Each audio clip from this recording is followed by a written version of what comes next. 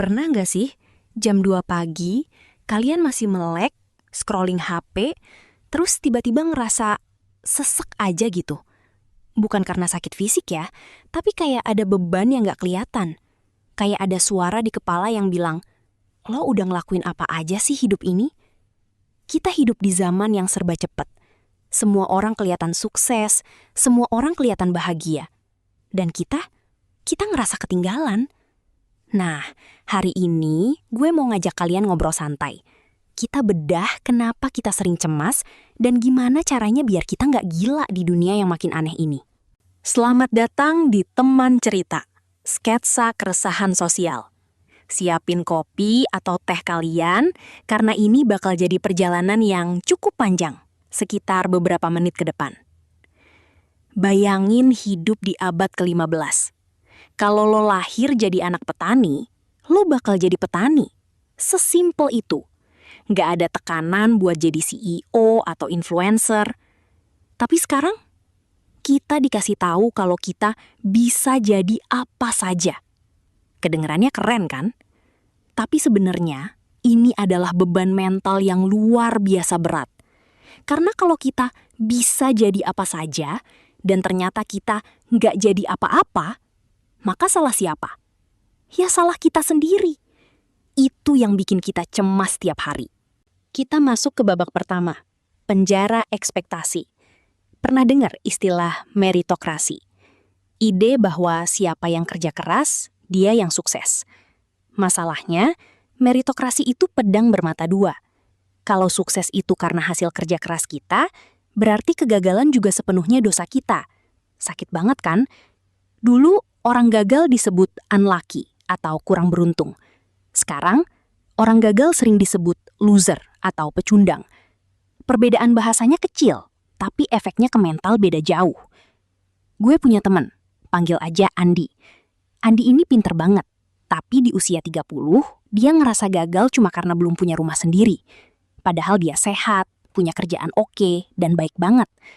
Andi adalah korban dari standar dunia modern. Kita nggak lagi bandingin diri kita sama tetangga sebelah, tapi sama jutaan orang di Instagram yang cuma posting sisi indahnya doang. Ini yang disebut the anxiety of status. Kita takut banget dinilai rendah sama orang lain, hanya karena pencapaian materi kita nggak mentereng. Mari kita tarik napas bentar. Para filsuf zaman dulu, kayak kaum Stoa, udah mikirin ini. Mereka bilang, kita menderita lebih banyak dalam imajinasi daripada dalam kenyataan. Cobain deh analogi ini. Bayangin lo adalah sebutir pasir di pantai yang luas banget. Pasir itu kecil, tapi tanpa butiran itu, pantainya nggak bakal lengkap. Melepaskan keinginan untuk terlihat sempurna di mata orang lain itu, rasanya kayak ngelepasin beban 100 kilo dari pundak. Leganya luar biasa.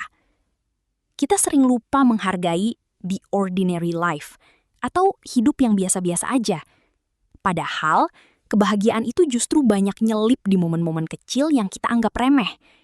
Minum kopi di pagi hari tanpa gangguan HP, dengerin suara hujan, atau sekedar ngobrol sama orang tua. Itu semua mewah kalau kita tahu cara menikmatinya. Seringkali, ambisi kita yang terlalu besar itu bukan muncul dari keinginan hati, tapi dari rasa takut. Takut nggak dianggap, takut nggak dicintai. Kita harus belajar bedain mana ambisi yang menyehatkan dan mana ambisi yang ngeracunin mental. Ingat, lo nggak harus jadi orang paling hebat di dunia buat layak dicintai. Coba deh sesekali lihat bintang di langit. Masalah cicilan lo, masalah kerjaan lo yang numpuk, semuanya jadi kelihatan kecil banget dibandingin galaksi yang luasnya nggak masuk akal itu.